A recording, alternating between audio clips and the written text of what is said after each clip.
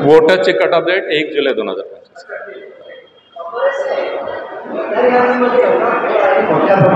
फक्त सगळे सर्वपक्षीय पक्षांचा विरोध असताना मतदान घेण्यासाठी एवढी घाई का? जोपर्यंत पारदर्शकता मतदान घेण्यासाठी दुबार मतदार आहे, दुबार मतदार आहे, एका ठिकाणी एका घरामध्ये 40-45 लोकांनी मतदान केलं, असा सर्व काही मतदान घेण्यासाठी नाही. दुबार आणि तिबार मतदाराबाबत आम्ही पूर्णपणे उपाययोजना केलेल्या आहे. त्याची मी प्रक्रिया आपल्याला सांगितलेली आहे. जिथे दुबार मतदार तिबार मतदार आहेत तिथे आमचे लोक संबंधित मतदारांपर्यंत जातील आणि त्यांना विचारतील, त्यांचे ऑप्शन्स घेतील आणि जे मतदार त्या आव्हानाला प्रतिसाद देणार नाही त्याच्यामध्ये सुद्धा त्यांच्याकडून अंडरटेकिंग घेऊन आम्ही त्यांना मतदान करू देणार आहे. विरोधकांचा असाही आरोप आहे की निवडणूक आयोग हे सत्ताधाऱ्यांच्या दबावाखाली त्यांच्या सांगण्याप्रमाणे काम करतात. कितपत तथ्य आहे? नाही, हे चुकीचं आहे. असं निवडणूक आयोग कोणाच्याही दबावाखाली काम करत नाही. विरोधकांनी काय की एका घरामध्ये 40पेक्षा जास्त मतदान केलेले चुकीचे पत्ते आहेत, तर त्या संदर्भात तुम्ही काय की दुरुस्ती करण्यासंदर्भात? नाही, हे बघा, ॲक्च्युली आम्हाला यादी जी आहे मतदार यादी ही ॲक्च्युली इलेक्शन कमिशन ऑफ इंडियाकडून मिळते. या यादीमध्ये आम्हाला दुबार तिबार मतदाराबाबत आम्हाला ॲक्च्युली कार्यवाही करता येतं, जी आम्ही केलेली आहे. सेकंडली याच्यामध्ये काही क्लरिकल मिस्टेक्स असतील त्यासुद्धा आम्ही दुरुस्त करतो आहे, केलेल्या आहेत. आणि यामध्ये प्रभाग चुकलेला जर असेल तर प्रभाग ते सुद्धा आम्ही दुरुस्त करतो की ॲक्च्युली एका प्रभागामध्ये पाहिजे मात्र चुकीने दुसऱ्या प्रभागामध्ये गेला आहे, ते सुद्धा आम्ही दुरुस्त करतो आहे. आणि विधानसभेच्या मतदार यादीमध्ये नाव आहे पण या मतदार यादीमध्ये नाव नाही आहे, ती सुद्धा आम्ही नाव त्यामध्ये इन्कॉर्पोरेट करतो.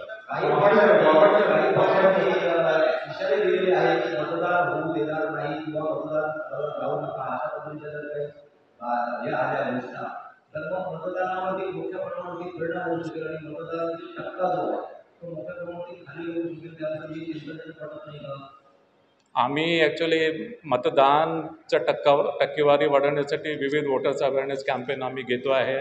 त्यानंतर मग जिथे दुबार तिबार मतदार आहे त्या मतदारांपर्यंत आम्ही पोहोचतो आहे.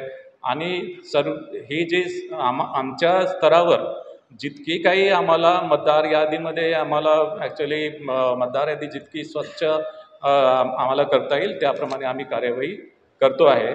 याशिवाय जिथे एका घरामध्ये अनेक मतदार दाखवले त्या संदर्भात मुख्य निर्वाचन अधिकारी यांनी याच्या आधीसुद्धा त्या संदर्भात खुलासा केलेला आहे.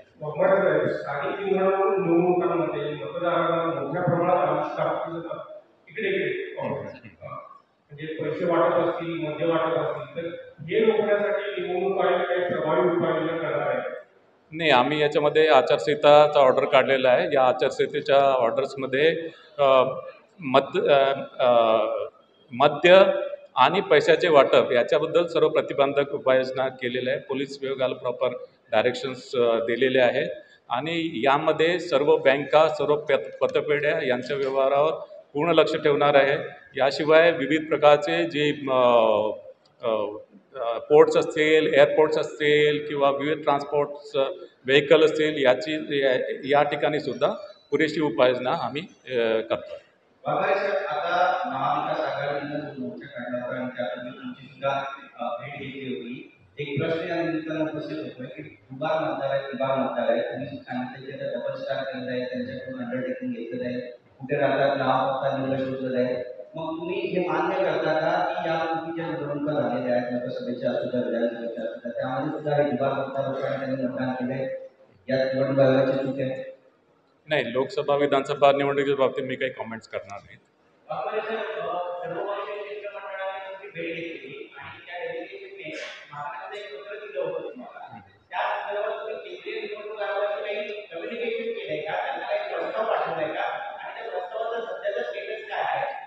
नाही, याच्यामध्ये सर्वपक्षीय शिष्टमंडळाने माझी भेट घेतली होती. त्यावेळेस त्यांनी मागणी केली की ज्या मागणी केल्या त्या अनुषंगाने मी केंद्रीय निवडणूक आयोगाकडे 15 ऑक्टोबर 2025पर्यंत ते 1 जुलैपासून 15 ऑक्टोबर 2025पर्यंत मतदार यादी मी मागितलेली आहे. मात्र त्या संदर्भात कुठल्याही प्रकारचं कम्युनिकेशन भारत निवडणूक आयोगाकडून मला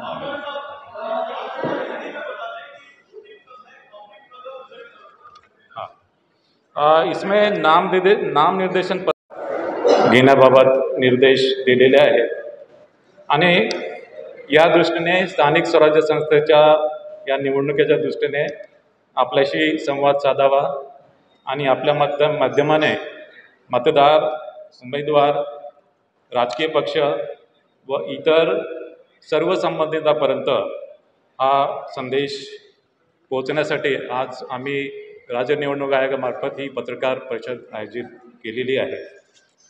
मला आपल्याला सांगावंसं वाटते की ही पत्रकार परिषद ही फक्त नगर परिषद आणि नगरपंचायती निवडणुका संदर्भात आज मी संवाद साधणार आहे.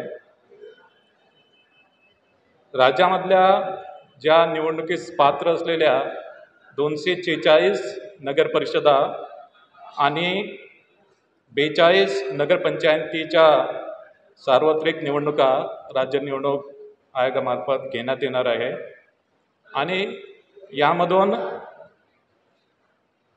एकूण 6,859 सदस्य आणि 288 अध्यक्ष यांची निवड होणार आहे.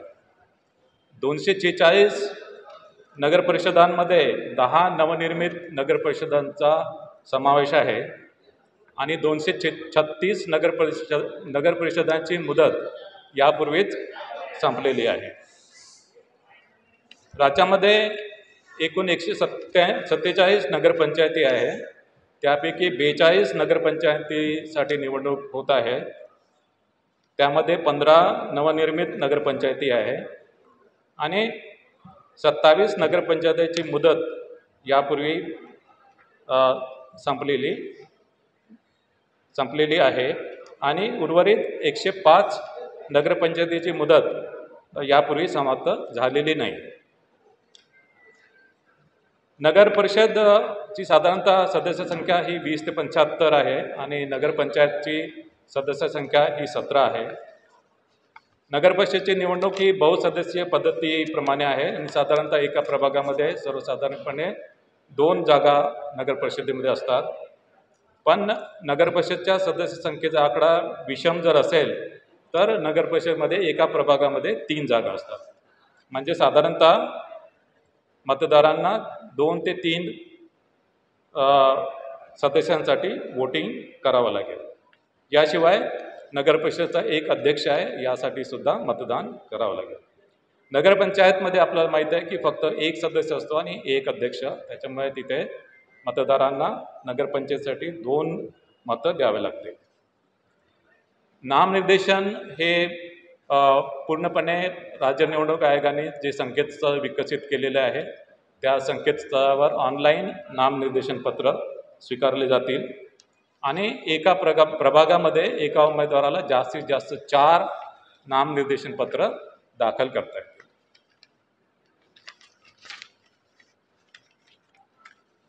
संकेतस्थळावर नामनिर्देशन पत्र दाखल केल्यानंतर त्याची प्रिंटआउट काढून ती संबंधित निवडणूक निर्णय अधिकाऱ्याकडे उमेदवारांना द्यावी लागेल.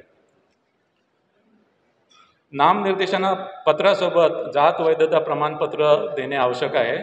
मात्र ज्यांनी नामनिर्देशनापूर्वी जात वैधता प्रमाणपत्रासाठी अर्ज केला आहे आणि नामनिर्देशनाच्या दिवशी ज्यांच्याकडे जात वैधता प्रमाणपत्र नाही आहे त्यांना अर्ज केल्याची पावती त्यांना सादर करून नामनिर्देशन पत्र त्यांना दाखल करता येईल. मात्र असा उमेदवार फायनली अंतिमतः निवडून जर आला तर त्याला 6 महिन्याच्या आतमध्ये जात वैधता प्रमाणपत्र देणे हे बंधनकारक राहील.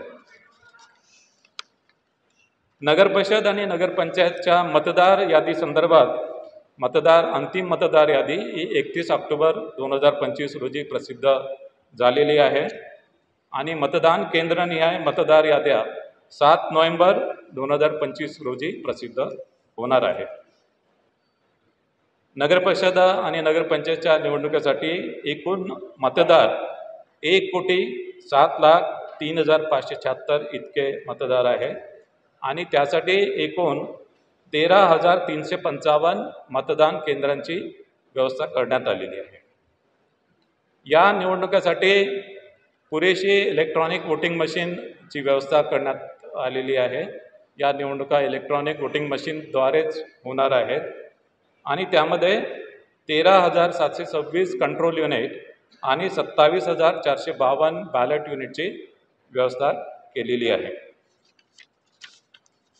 उमेदवारांसाठी जी खर्च मर्यादा आहे ती खर्च मर्यादा वाढवण्यात आलेली आहे.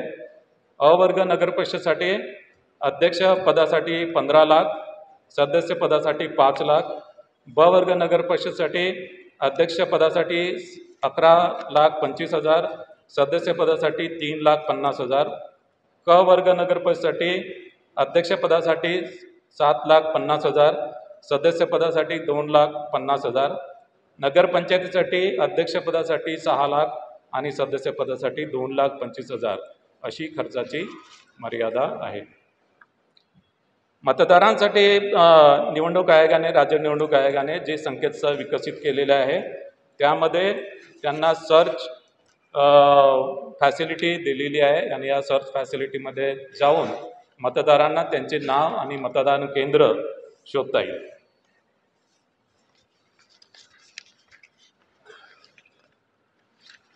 याशिवाय मोबाईल ॲपसुद्धा आम्ही विकसित केलेले आहे. या मोबाईल ॲपच्या मदतीने मतदारांना त्यांच्या मतदार यादीमधील नाव शोधता येईल. याशिवाय त्यांचं मतदान केंद्र शोधता येईल.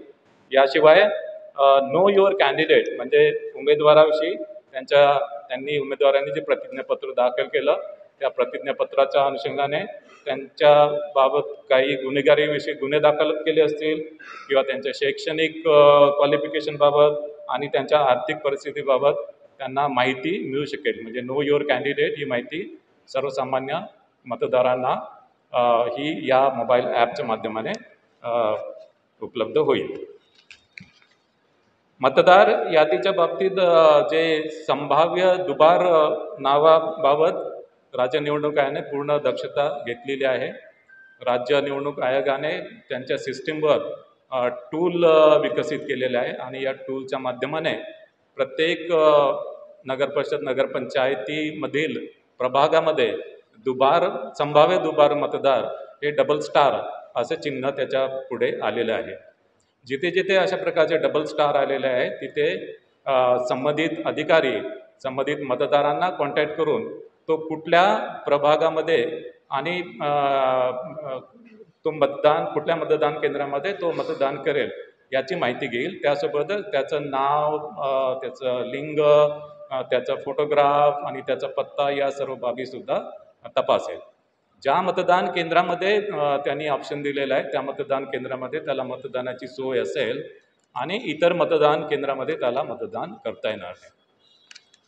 ज्या मतदारांच्या नावानं पुढे डबल स्टार आलेला आहे, दुबार मतदार म्हणून डबल स्टार आलेला आहे, पण त्यांनी काही प्रतिसाद दिला नाही तर सर्व मतदान केंद्रावर त्याचं डबल स्टार म्हणून नोंद होईल आणि असा मतदार मतदान केंद्रावर आल्यानंतर त्याच्याकडून एक डिक्लेरेशन घेतलं जाईल की या मतदान केंद्राव्यतिरिक्त इतर मतदान केंद्रामध्ये त्यांनी मतदान केलं नाही किंवा या मतदानानंतर दुसऱ्या मतदान केंद्रावर तो मतदान करणार नाही. म्हणजे एकाच मतदान केंद्रावर त्याला मतदान करता येईल. ऑफकोर्स त्याच्या ज्या वेगवेगळे जे अधिनियम आहेत आणि नियम याच्यामधल्या मतदारांच्या पात्रतेविषयी ज्या तरतुदी आहेत त्या ऑफकोर्स प्रिसाइडिंग ऑफिसर या तपासून घेतील. मतदार जागृतीच्या संदर्भात मतदानाचा टक्का वाढावा यासाठी आम्ही 32 वेगवेगळ्या प्रकारचे ॲक्च्युली वोटर्स अवेअरनेस कॅम्पेन आम्ही घोषित केलेले आहेत आणि संबंधित नगरपरिषद आणि नगरपंचायती यांच्या निधीमधून हे जे मतदान आणि काही निधी राज्य निवडणूक आयोगाकडे पण आहे. सोशल मीडियाच्या माध्यमाने आणि राज्य निवडणूक आयोगाने त्याच्या संदर्भात एक गीतसुद्धा तयार केलेलं आहे आणि या वोटर्स अवेअरनेस कॅम्पेनच्या माध्यमाने मतदानाचा टक्का जास्तीत जास्त वाढेल याच्याबद्दल आम्ही दक्षता घेतलेली आहे. वेगवेगळे पोस्टर्स, बॅनर्स, क्रिएटिव्ह आर्ट, भित्तिचित्र, चित्ररथ याच्या माध्यमाने सुद्धा वोटर्स अवेअरनेस कॅम्पेन राबवला जाईल. मतदान केंद्रावर पुरेशा सुविधा देण्यात आलेल्या आहेत आणि त्याच्यामध्ये विशेष करून दिव्यांग मतदार, तान्ह्या बाळासह ज्या स्त्रिया आहेत, गरोदर स्त्रिया आहेत, ज्येष्ठ नागरिक आहेत यांना प्राधान्याने मतदान करून दिलं जाईल. दिव्यांग आणि ज्येष्ठ नागरिकांसाठी रॅम्पची सोय केलेली आहे. याशिवाय व्हीलचेअरची सुद्धा व्यवस्था करण्यात येणार आहे. सर्व मतदान केंद्रावर विजेची व्यवस्था, पिण्याच्या पाण्याची व्यवस्था, सावलीची व्यवस्था, शौचालयाची व्यवस्था उपलब्ध करून देण्यात आलेली आहे. आणि विशेष करून काही मतदान केंद्र हे गुलाबी मतदान केंद्र म्हणून ॲक्च्युली हे आम्ही करू. आणि या गुलाबी मतदान केंद्रामध्ये या मतदान केंद्रातील सर्व निवडणूक अधिकारी, कर्मचारी, पोलीस कर्मचारी हे महिला कर्मचारी असतील. यावेळेस मतदान केंद्राच्या इमारतीमध्ये मोबाईल नेण्याची एक फॅसिलिटी आम्ही दिलेली आहे. मात्र ॲक्च्युअल मतदान केंद्रामध्ये मोबाईल नेता येणार नाही, त्या इमारतीमध्ये नेता येईल. आणि त्या मतदान केंद्राच्या बाहेर एक फॅसिलिटी असेल, तिथे मोबाईल तिथे डिपॉझिट करता येईल. मात्र हे कंपल्सरी नाही आहे. जे निवडणूक निर्णय अधिकारी याच्या संदर्भात निर्णय घेतील की कुठल्या मतदान केंद्रावर ही मोबाईल नेण्याची फॅसिलिटी उपलब्ध करून द्यायची आहे. या निवडणुकीसाठी नगरपरिषद नगरपंचायत निवडणुकीसाठी 288 निवडणूक निर्णय अधिकारी आणि 288 सहाय्यक निवडणूक निर्णय अधिकारी यांची व्यवस्था आम्ही केलेली आहे. यासाठी एकूण पोलिंग स्टाफ, काउंटिंग स्टाफ एकूण 66,775 निवडणूक अधिकारी कर्मचाऱ्यांची व्यवस्था आम्ही केलेली आहे. यामध्ये एकूण मतदार, पुरुष मतदार हे 53,79,931 असतील. महिला मतदार 53,22,870 असतील. आणि इतर मतदार म्हणजे याच्यामध्ये ट्रान्सजेंडर येतात ते 775 मतदार असतील. अशा अनुषंगाने एकूण मतदार 1,07,03,576 असतील. 13,355 मतदान केंद्राच्या माध्यमाने ही निवडणूक कंडक्ट केल्या जाईल. एकूण 246 नगरपरिषदेची निवडणूक होत आहे. 42 नगरपंचायती आहेत. 288 अध्यक्षपदांच्या जागा आहेत. एकूण प्रभाग 3,820 आहेत. एकूण सदस्य संख्या 6,859 आहे. त्यापैकी महिलांसाठी 3,492 प्रभाग हे आरक्षित आहे. अनुसूचित जातीसाठी 895 जागा आहेत. त्यापैकी 498 महिलांसाठी आरक्षित आहेत. अनुसूचित जमातीसाठी 338 सदस्यपद आहेत. त्यापैकी 187 महिला असतील. नागरिकांच्या मागासवर्ग प्रवर्गासाठी 1,821 जागा आहेत. त्यापैकी 1,005 महिला असतील. आणि सर्वसाधारण 3,805 जागा असतील. त्यापैकी 1,802 महिला असतील. आता विभागनिहाय किती नगरपरिषद नगरपंचायतीच्या निवडणूक होत्या हे मी घोषित करतो आहे. कोकण विभाग 27, नाशिक विभाग 49, पुणे विभाग 60, छत्रपती संभाजीनगर विभाग 52, अमरावती विभाग 45 आणि नागपूर विभाग 55. हा निवडणूक कार्यक्रम जाहीर झाल्यापासून संबंधित नगरपरिषद नगरपंचायतीच्या कार्यक्षेत्रामध्ये आचारसंहिता लागू करण्यात आलेली आहे. आणि ही आचारसंहिता जरी नगरपरिषद नगरपंचायतीच्या कार्यक्षेत्रात जरी लागू असेल तरी अन्य ठिकाणी देखील काही कार्यक्रम किंवा काही निर्णय झाले आणि ते नगरपरिषद नगरपंचायतीच्या मतदारांवर परिणाम करत असतील तर त्यालासुद्धा आचारसंहिता त्याला लागू होईल. मात्र नैसर्गिक आपत्तीबाबत काही उपाययोजना किंवा मदत द्यायची असेल त्याला आचारसंहितेची आडकाठी राहणार नाही. आचारसंहिता आणि कायदा सुव्यवस्था संदर्भात आजच राज्य निवडणूक आयोगाने 2 आदेश जारी केलेले आहेत. आता मी नगरपरिषद नगरपंचायत यांचा प्रत्यक्ष निवडणूक कार्यक्रम जाहीर करत आहे. नामनिर्देशन पत्र दाखल करण्यास सुरुवात 10 नोव्हेंबर 2025. नामनिर्देशन पत्राची दाखल करण्याची अंतिम मुदत 17 नोव्हेंबर 2025. नामनिर्देशन पत्राची छाननी 18 नोव्हेंबर 2025. अपील नसलेल्या ठिकाणी नामनिर्देशन पत्र माघारी घेण्याची अंतिम मुदत 21 नोव्हेंबर 2025. अपील असलेल्या ठिकाणी नामनिर्देशन पत्र माघारीची अंतिम मुदत 25 नोव्हेंबर 2025. निवडणूक चिन्ह नेमून देण्याचा तसेच अंतिमरित्या निवडणूक लढविणाऱ्या उमेदवारांची यादी 26 नोव्हेंबर 2025. मतदानाचा दिवस 2 डिसेंबर 2025. मतमोजणीचा दिवस 3 डिसेंबर 2025. शासन राजपत्रात निकाल प्रसिद्ध करण्याचा दिवस 10 नोव्हेंबर 2025. सॉरी 10 डिसेंबर 2025. तर या अनुषंगाने नगरपरिषद नगरपंचायतीच्या निवडणुका या स्वच्छ, पारदर्शक, निर्भय आणि कायदा व नियमाच्या चौकटीत करण्याची संपूर्ण दक्षता राज्य निवडणूक आयोगाने घेतली.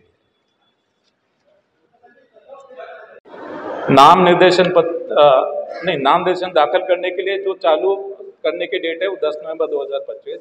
नाम निर्देशन पत्र दाखल करने के लिए अंतिम जो डेट है वो 17 नवंबर 2025. नाम निर्देशन पत्र की जो छाननी है उसकी डेट है 18 नवंबर 2025. जहाँ पे अपील नहीं है वहाँ पे नाम निर्देशन पत्र पीछे लेने की अंतिम डेट है 21 नवंबर 2025. जहाँ पे अपील है वहाँ पे नाम निर्देशन पत्र वापस लेने की अंतिम डेट है 25 नवंबर 2025. निवडणूक चिन्ह जो है निवडणूक चिन्ह और final list of contesting candidate इसकी डेट है 26 नवंबर 2025. मतदान दिन की डेट है 2 दिसंबर 2025. मत मोजनी यानी काउंटिंग की डेट है 3 दिसंबर 2025 और गवर्नमेंट गैजेट में निकाल पब्लिश करने की डेट है 10 दिसंबर 2025. मैं उत्तर पत्रिका संघ से राजेश त्रिपाठी. सर एक क्वेश्चन है. उत्तर भारतीय विकास सेना से रजिस्टर्ड अनरिकॉग्नाइज्ड पार्टी है. चुनाव चिन्ह हमारा ऑटो रिक्शा है, तो इसके लिए क्या प्रक्रिया है? नाम निर्देशन दाखल करने के लिए जो चालू करने की डेट है वो 10 नवंबर 2025. नाम निर्देशन पत्र दाखल करने के लिए अंतिम जो डेट है वो 17 नवंबर 2025. नाम निर्देशन पत्र की जो छाननी है उसकी डेट है 18 नवंबर 2025. जहाँ पे अपील नहीं है वहाँ पे नाम निर्देशन पत्र पीछे लेने की अंतिम डेट है 21 नवंबर 2025. जहाँ पे अपील है वहाँ पे नाम निर्देशन पत्र वापस लेने की अंतिम डेट है 25 नवंबर 2025. निवडणूक चिन्ह जो है निवडणूक चिन्ह और final list of contesting candidate इसकी डेट है 26 नवंबर 2025. मतदान दिन की डेट है 2 दिसंबर 2025. मत मोजनी यानी काउंटिंग की डेट है 3 दिसंबर 2025 और गवर्नमेंट गैजेट में निकाल पब्लिश करने की डेट है 10 दिसंबर 2025. मैं उत्तर पत्रिका संघ से राजेश त्रिपाठी. सर एक क्वेश्चन है. उत्तर भारतीय विकास सेना से रजिस्टर्ड अनरिकॉग्नाइज्ड पार्टी है. चुनाव चिन्ह हमारा ऑटो रिक्शा है, तो इसके लिए क्या प्रक्रिया है? नहीं आप रुक जाइए. लोकांचा तुमच्यावरती विश्वास आहे की आतापर्यंत चांगलं काम केलं, पण आता या वेळेला मतदारांचा प्रचंड रोष आहे, त्यांना त्रास आहे, त्यांची नावं आलेले निवारणाने. या अशा कठीण परिस्थितीमध्ये आपण सुप्रीम कोर्टाकडे ही निवडणूक आणखी पुढे ढकलावी यासाठी आमच्यासाठी तुम्ही का प्रयत्न केला? सर्वोच्च न्यायालयाने ऑलरेडी 31 जानेवारी 2026 डेट दिलेली आहे. 31 जानेवारी 2026च्या आतमध्ये सर्व निवडणुका कंडक्ट करायच्या आहेत.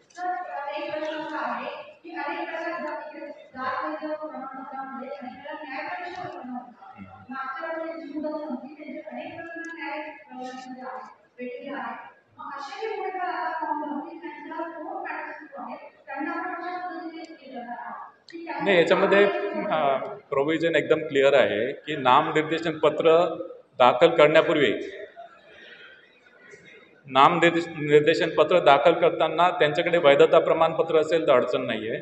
मात्र नामनिर्देशन पत्र दाखल करताना त्यांच्याकडे वैधता प्रमाणपत्र नसेल, मात्र नामनिर्देशन पत्र दाखल करण्यापूर्वी त्यांनी स्क्रुटिनी कमिटीकडे अर्ज केला असेल आणि त्याची पावती जर दाखल केली तर नामनिर्देशन पत्र त्यांचं स्वीकारलं जाईल. मात्र ते जर निवडून आले तर त्यांना 6 महिन्याच्या आतमध्ये त्यांना कास्ट व्हॅलिडिटी सर्टिफिकेट सादर करणं बंधनकारक राहील 6 महिन्याच्या आतमध्ये कास्ट व्हॅलिडिटी सर्टिफिकेट त्यांनी दिलं नाही तर त्या उमेदवाराची निवडणूक ही रद्द होईल.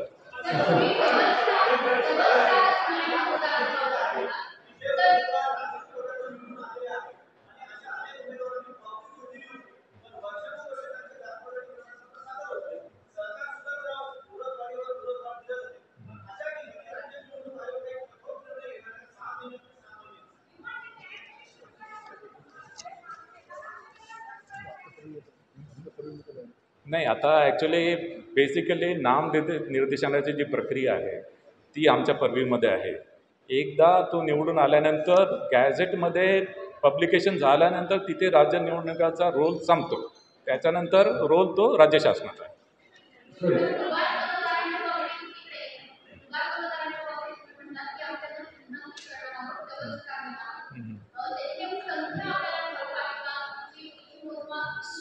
ॲक्च्युली ही जी प्रक्रिया आहे ही ॲक्च्युली आम्ही टूल दिलेला आहे आणि दुबार म्हणजे त्याला स्टॅम्पिंग नाही, दुबार ते संभाव्य दुबार आहे, संभाव्य दुबार. आता संभाव्य दुबार आमचे कर्मचारी ज्यावेळेस त्या मतदारांकडे जातील तिथे शहानिशा करतील त्यावेळेसच कळेल की तो खरोखर दुबार आहे किंवा नाही आहे. त्याच्यामुळे ही संख्या आता मला सांगता येणार नाही, कारण की ही संख्या ही प्रत्येक प्रभागामध्ये वेगवेगळी आहे. ती या सर्व नगरपरिषदांमध्ये ती वेगवेगळी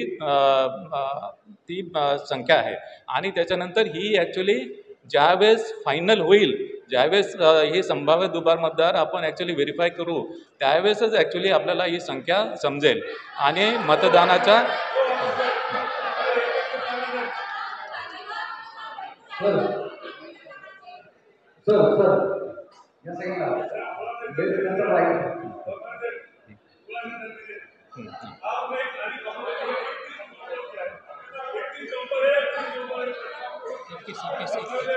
माघारीची तारीख नाही, माघारी घेण्याची तारीख आहे हे बघा. अपील जिथे अपील नहीं है, आप हिंदी में बोलो या जहाँ पे अपील नहीं है, जहाँ पे अपील नहीं है यहाँ पे नाम निर्देशन पत्र वापस लेने की लास्ट डेट है 21 नवंबर. जहाँ पे अपील है वहाँ पे नॉमिनेशन वापस लेने की मुदत है 25 नवंबर.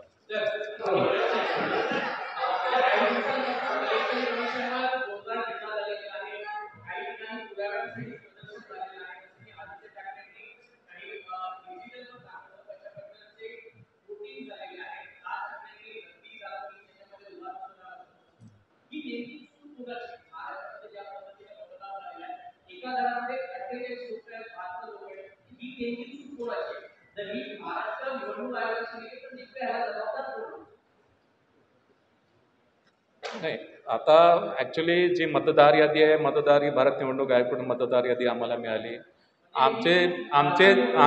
आमचे जे पॉवर आहे ते दुबार मतदार आम्ही आयडेंटिफाय केलेले आहेत आणि याशिवाय ज्यांचे नाव त्याच्यामध्ये आलेले नाही ते सुद्धा आम्ही इन्क्लूड या मतदार यादीमध्ये केलेले आहेत आणि त्याप्रमाणे ही मतदार यादी फायनली आम्ही पब्लिश केलेली आहे. काय जबाबदार कोण आहे दुबार आपण कोणाला ब्लेम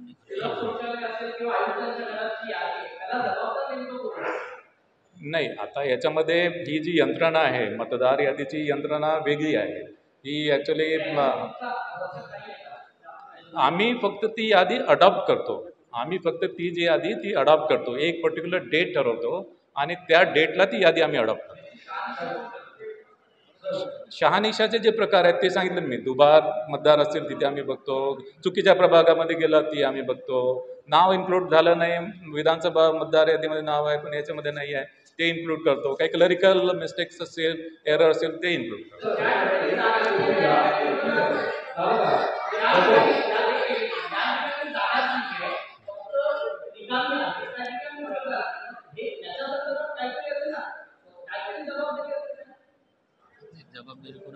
जबाबदारी जी आहे त्याच्यामध्ये प्रत्येक प्राधिकरणाची जबाबदारी जी निश्चित केलेली आहे. राज्य निवडणूक आयोगाची जी रिस्पॉन्सिबिलिटी ती राज्य निवडणूक आयोगाची आहे. भारत निवडणूक आयोगाचे जे अधिकार आहेत ते भारत निवडणूक आयोगाचे.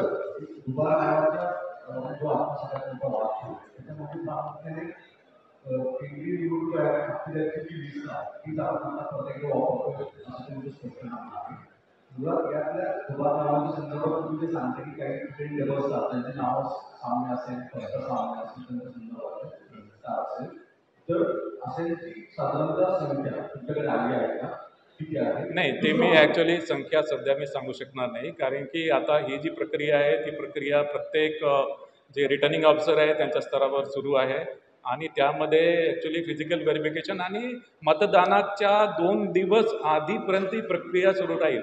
मतदानाच्या 2 दिवस आधी एक्झॅक्टली आपल्याला दुबार मतदार किती आहेत एक्झॅक्टली, कारण की आता जे सॉफ्टवेअरने आयडेंटिफाय केलं ते संभाव्य दुबार आहे, ते ॲक्च्युअल दुबार नाही, ते संभाव्य दुबार आहे. एक सवाल ऐसे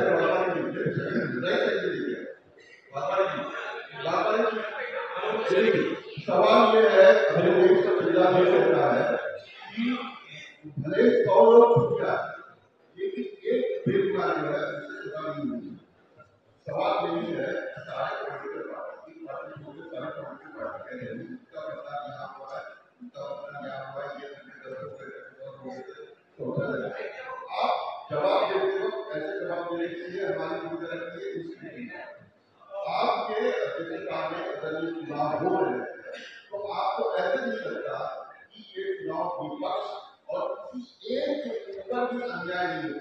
वो कहते हैं इसकी जिम्मेदारी आप लेते हैं नहीं लेते हैं क्या? और ये है कि ये वोटर बिल भी आप चुनाव करवाना चाहते हैं. कोणत्याही पक्षावर अन्याय होणार नाही आणि कुठल्याही मतदारांवर अन्याय होणार नाही. जो मतदार योग्य आहे, मतदार यादीमध्ये आहे आणि ज्याची या मतदारांची तपासणी प्रिसाइडिंग ऑफिसर लेवलवर पण होते, तिथे त्यांना पोलिंग एजंट किंवा प्रिसाइडिंग ऑफिसरला काही त्याच्यामध्ये डाऊट आला तिथे सुद्धा ते तपासणी करू शकतात.